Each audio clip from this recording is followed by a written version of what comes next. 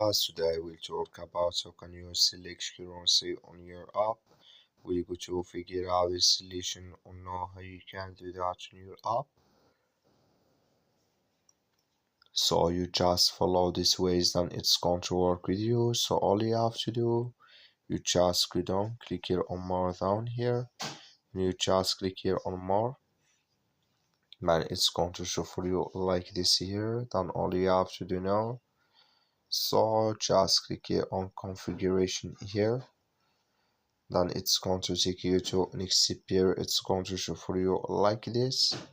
You click here on main currency setting, just click on it, and here you click on change. So then here can you select your currency here. So that's all you have to do, and there are a lot of currencies can you select. That's all. Thank you for watching. Don't forget to support us by like and subscribe.